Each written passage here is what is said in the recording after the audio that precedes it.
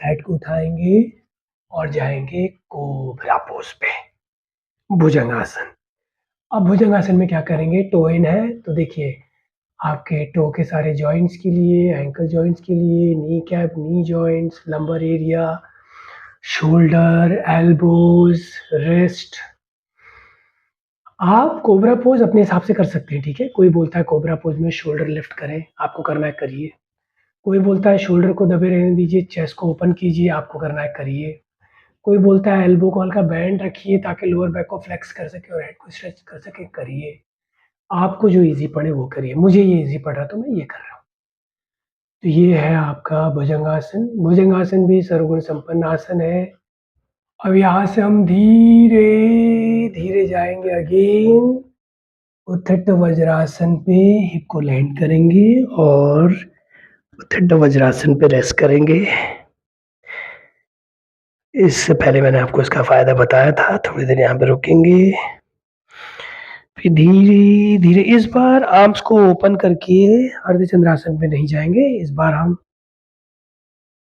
सिर्फ उत्थित वज्रासन पे बैठेंगे और फिर दोनों नी पे ध्यान देते हुए नीज पे खड़े होंगे, लाइक दिस, ऐसे। अब आप ध्यान से देखिएगा, जब मैं वापस बैठ रहा हूँ तो वेट को मैं शिफ्ट कर रहा हूँ टुवर्ड्स माय टोज, और जब मैं उठ रहा हूँ तो नी की ताकत से उठ रहा हूँ, थोड़ा लोअर बैक की ताकत से उठ रहा हूँ। तो जब आप 3-4 बार इस लिफ्टिंग एंड ड्रॉपिंग को करेंगे, सिटअप्स उठना और बैठने को करेंगे, देखिए ये लिफ्ट किया तो आपको अपनी नी कैप और नी जॉइंट्स की स्ट्रेंथ का भी पता चलेगा। और जब वेट शिफ्ट करेंगे अपने एंकल्स पे तो आपको अपने एंकल्स और टोज की स्ट्रेंथ का भी पता चलेगा। तो आप चाहें तो अपने नीज और अपने एंकल्स और अपने टोज की स्ट्रेंथ को बढ़ाने के लिए इसको 3-4 बार रोज प्रैक्टिस भी कर सकते हैं। उत्थित वज्रासन, उत्थित वज्रासन से ऊस्त्रासन, कैमल पोज, उत्थित वज्रासन, उत्थित वज्रासन से कैमल पोज। अब ये आ गए हम लोग नीज पे। अब यहाँ से क्या करिए, एक पैर पे वेट शिफ्ट करते हुए या तो राइट वाला पैर आगे, वॉरियर पोज, वीरासन, या फिर इसको पीछे रखते हुए लेफ्ट वाला पैर आगे, ये हो गया वीरासन इस साइड से। अगेन वीरासन में क्या होता है, देखिए पिछले वाले जब सूर्य नमस्कार हमने किया था तो टोज आउट था, क्यों? क्योंकि हम उस समय मसल्स को ध्यान में रखते हुए बैलेंस कर रहे थे बॉडी को। आज हम जॉइंट्स और बोन्स को ध्यान में रखते हुए बैलेंस कर रहे हैं। तो यहाँ वीरासन में भी आप अपने टो को अंदर रखेंगे। तो ये आपका वीरासन पे आप आ गए। वॉरियर पोज, इसका बेसिक भाव क्या है? वीरता, स्ट्रेंथ, करेज, हिम्मत, साहस। ये पोस्चर जो है वीरासन, ये उन बच्चों के लिए जो बच्चे ना थोड़ा इंट्रोवर्ट है, थोड़ा रिजर्व रहते हैं, थोड़ा ओपन नहीं रहते हैं, सोसाइटी में खुल के बात नहीं करते हैं, थोड़ा शाय होते हैं, उनके लिए। और दूसरा यंग गर्ल्स के लिए, विमेन के लिए ये बहुत इम्पोर्टेंट है। आपको करना क्या है, जब आप इस पे आए वीरासन पे, आप देखेंगे ये इसका फिजिकल से ज़्यादा साइकोलॉजिकल बहुत फ़ायदा है। जब आप इस पोस्चर पर रहेंगे, ध्यान क्या देना है, आगे वाला घुटना भी 90 डिग्री का एंगल बनाए, पीछे वाला घुटना भी 90 डिग्री का एंगल बनाए, चेस्ट ओपन, आई लेवल पे देखिए, 2-3 गहरी सांस लीजिए। आपको खुद साइकोलॉजिकली ये लगेगा कि यार I am like a warrior, मैं एक योद्धा हूँ। ये पुराने टाइम पे जब वॉर होते थे तो योद्धाओं को वॉर के लिए तैयार कराया जाता था, तो वहां से ये पोस्चर लिया गया है, इसीलिए इसका नाम वीर आसन रखा गया है, इसीलिए इसका नाम वॉरियर पोज रखा गया है। तो साइकोलॉजिकली ऐसे वॉरियर्स लोग खड़े रहते थे और उसके बाद वो डीप ब्रीदिंग करते थे, जैसे कि रोमन सिविलाइजेशन में होता था, वैसे करते थे। हु हु हु हु, ये इससे वो अपने बॉडी को पंप अप करते थे and then they used to go for war. तो इसका बहुत साइकोलॉजिकली फायदा है। तो जितने भी हमारी बच्चे हैं जो थोड़ा शाय हैं, थोड़ा रिजर्व हैं, थोड़ा इंट्रोवर्ट हैं, वो यंग लड़कियां और women, they should practice it on regular basis. ये बहुत ज़्यादा कॉन्फिडेंस देगा आपको। ये है वीरासन, जिसका मैंने आपको फिजिकल, मेंटल, इमोशनल, साइकोलॉजिकल फायदा बताया। अब यहाँ से धीरे से वेट को शिफ्ट करेंगे और आएंगे स्टैंडिंग पोजिशन पे, बैक टू स्थिर प्रार्थना आसन। तो यहाँ पे इस सूर्य नमस्कार के सारे स्टेप्स मैंने आपको बताए जो आपको करने हैं। अब मैं आपको ये सारे पोस्चर्स ऑल टुगेदर करके दिखाऊँगा, ताकि आपको ये समझ में आ जाए कि ये कैसा दिखेगा। पहला राउंड किसी भी सूर्य नमस्कार का आपको स्लो करना है। स्लो क्यों करना है? ऑब्ज़र्वेशन मोड में अपनी बॉडी को रखना है।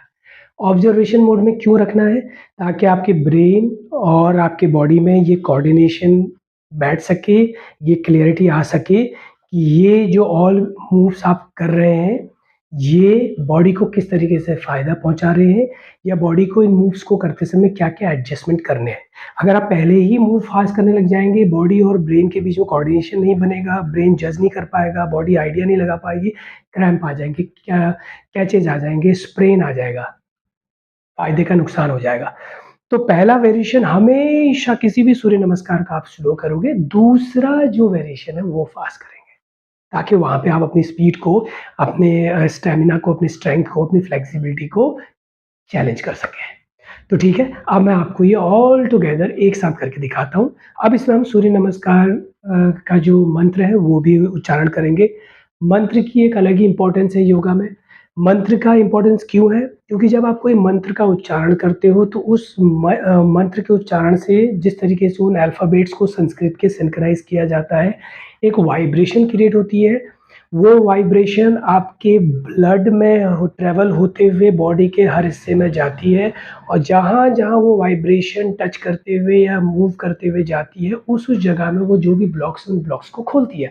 उस ब्लॉक को आप ये बोल सकते हैं, अगर ब्लड की थिकनेस है, उसको वो पतला करेगी। कहीं कोलेस्ट्रॉल का इश्यू है, उसको ठीक करेगी। कहीं टॉक्सिन्स इकट्ठा हो रहे हैं, उनको वो ठीक करेगा। कहीं पे बैड बैक्टीरिया गैदर हो रहे हैं, उनको फ्लश आउट करेगा। इतना डीप असर होता है मंत्रों का, इसलिए मंत्रों को बहुत सीरियसली लीजिए। सीधा लॉजिक है, मंत्रों से वाइब्रेशन क्रिएट होती है, वो वाइब्रेशन ब्लड, क्योंकि जैसे हम एक शांत पानी में पत्थर मारे तो कैसे वाइब्रेशन क्रिएट होती है, सेम चीज़ का सेम इम्पैक्ट होता है मंत्रों का हमारे ब्लड पे। ब्लड भी एक लिक्विड है और मंत्रों में एक वाइब्रेशन एंड फ़ोर्स है, वो फ़ोर्स जैसे ही ब्लड में आपके ट्रांसफ़ॉर्म होती है, वो वाइब्रेशन क्रिएट करके आपकी बॉडी को फ़ायदा पहुँचाता है। वैसे ही जैसे आप एक गंदी गाली देते हैं, तो जो उस गाली को सुनता है, उसके ब्लड में, उसके ब्रेन में, ब्लड के थ्रू उसकी बॉडी में, उसके ब्रेन में गलत वाइब्रेशन क्रिएट होती है, जिससे उसके उसमें मूड चेंज होता है, उसको बुरा लगता है। वैसे ही मंत्रों से हमारे शरीर को अच्छा लगता है। ठीक है? आइए शुरू करते हैं अब मंत्रोच्चारण के साथ। तो मैं स्थिर प्रार्थना आसन पे खड़ा होऊँगा और आई लेवल पे देखूँगा। आइज़ क्लोज़ करूँगा, दोनों पैरों पे वेट को चेक करूँगा, एल्बोज़, शोल्डर, नेक, लोअर बैक्स को रिलैक्स करूँगा। पहला राउंड है, डिटेलिंग में किया जाएगा। ब्रीदिंग को चेक करूँगा और जब मेरी बॉडी अलाउ करेगी तो मंत्रोच्चारण करूँगा और मंत्रों का उच्चारण है ओम सूर्यदेवाय नमो नमः नमोस्तुते। फिर आइज़ को ओपन करूँगा, दोनों फिंगर्स को इंटरलॉक करूँगा, दोनों हाथ ओवर द हेड ले जाऊँगा एंड धीरे-धीरे बैकवर्ड बेंड करूँगा, ऊर्ध्वमुख ताड़ासन। ऊर्ध्वमुख ताड़ासन में पहले नेक को फ्लेक्स करूँगा ताकि सर्वाइकल स्ट्रेच हो, फिर लोअर बैक को पुश करूँगा ताकि लंबर स्ट्रेच हो। दोनों आर्म्स को एल्बो को लॉक करते हुए, रिस्ट को जॉइन करते हुए, फिंगर्स को इंटरलॉक करते हुए शोल्डर को ओपन करूँगा। फिर धीरे-धीरे, हाँ, याद रखिएगा नीज़ को कम से कम बेंड करें। सारी flexibility upper part of the body, कमर से ऊपर के हिस्से से लें, जैसे कि स्पाइन से, शोल्डर से, आर्म से। चलिए अब धीरे-धीरे लोअर बैक को स्ट्रेच करते हुए मैं जाऊँगा हस्तपदासन पे और ये मैं आ गया हस्तपदासन पे। हस्तपदासन पे अपनी बॉडी का ज़्यादा से ज़्यादा वेट टोज़ पे रखिए। नीज़ को अगर आप लॉक कर सकते हैं ठीक है, नहीं तो नीज़ बेंड है चलेगा। लोअर बैक को फ्लेक्स कीजिए, फिर दोनों हाथों को फ्लैट कीजिए। इस बार मैं राइट वाले पैर से पहले कर रहा हूँ, तो राइट वाला बॉडी पार्ट लीड करेगा। तो राइट पैर जाएगा अश्वसंचालन आसन पे, फिर दूसरा पैर जाएगा प्लैंक पे, फिर अधोमुख श्वानासन, फिर मर्जरी आसन, फिर रेस्ट करेंगे सुप्त वज्रासन पे, उत्थट वज्रासन पे। फिर दोनों हाथों को क्रॉल करके ले जाएंगे पीछे, बालासन। स्क्वीज करेंगे, शरीर को छोटा करेंगे। वापस दोनों हाथ आएंगे, रिलैक्सिंग इन उत्थट वज्रासन। धीरे धीरे चिन को छाती पे चिपकाते हुए दोनों आर्म्स को ओपन करते हुए अर्धचंद्रासन। फिर दोनों हाथ सामने, दोनों पैरों पे बैलेंस, हाथों से बैलेंस एंड योगीज विश्रामासन। पूरा पेल्विस को जमीन पे रखेंगे, टो को आउट स्ट्रेच करेंगे। आ जाएंगे दंडासन पे, थोड़ा मैट पे बॉडी को एडजस्ट कर लूंगा मैं। दोनों हाथों को घुमाएंगे, अगेन शोल्डर को फ्लेक्स करते हुए पश्चिमोत्तानासन। धीरे धीरे दोनों हाथों को क्रॉल करते हुए ये आ जाएंगे हम सुपाइन पोजीशन पे, शिथिलावस्था। फिर यहाँ से ब्रीद इन का वेट कीजिएगा, ब्रीद इन करते हुए दोनों हाथ ओवर द हेड।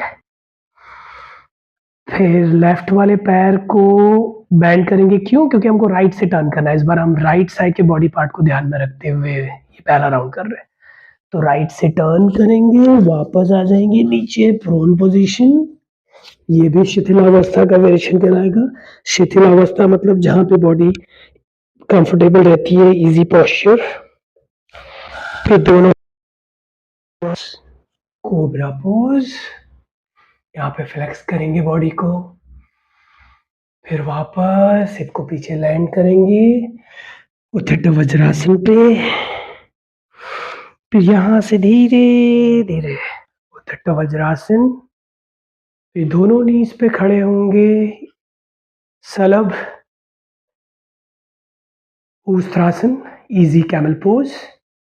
फिर राइट वाला पैर आगे लेंगे वीरासन पे।